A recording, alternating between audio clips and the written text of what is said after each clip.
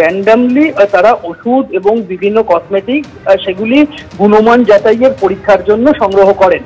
সেই মতো বাজার থেকে যে ওষুধগুলি সংগৃহীত হয়েছিল তার মধ্যেই ছিল দুটি বিউটি ক্রিম, একটি হচ্ছে এমএমসি নামক একটি সংস্থা, এমএমসি কসমেটিক প্রাইভেট লিমিটেড, আর একটি গৌরী কসমেটিক প্রাইভেট লিমিটেড। এই দুটি সংস্থা পাকিস্তানি সংস্থা, তাদের যে বিউটি ক্রিম রয়েছে যেটা মেড ইন পাকিস্তান স্ট্যাম্প মারা রয়েছে, এই দুটি বিউটি ক্রিম কসমেটিক সেগুলি তিরুবনন্তপুরমের বাজার থেকে সংগৃহীত হয়েছিল। সেই তিরুবনন্তপুরমের বাজার থেকে সংগৃহীত মেড ইন পাকিস্তান স্ট্যাম্প মারা এই যে কসমেটিক্স রয়েছে সেগুলি গুণমান যাচাইয়ের পরীক্ষার জন্য তিরুবনন্তপুরমের যে ড্রাগ টেস্টিং ল্যাব রয়েছে সেখানে পাঠানো হয়। সেই পরীক্ষার রিপোর্ট এলে দেখা যায় যে ক্ষতিকারক মাত্রায়, সহন শক্তির থেকে অনেক বেশি মাত্রায় মার্কারি অর্থাৎ পারদ দেওয়া হয়েছে, ব্যবহার করা হয়েছে ওই কসমেটিক্স তৈরিতে, যেটা মানব শরীরের পক্ষে বিপজ্জনক, ক্ষতিকর এমনটাই মনে করছেন চিকিৎসকেরা।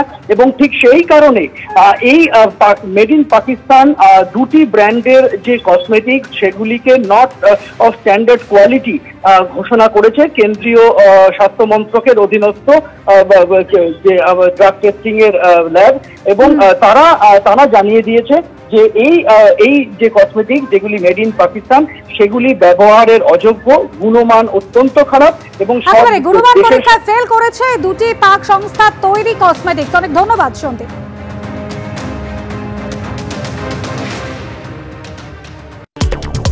এক ঝলকে বেসরন বাড়িতে 26 জনকে খুনে 3 দিন পর অভিযুক্ত দুই জঙ্গি আদিল আসিফের বাড়ি উল্ল বিস্ফোরণে।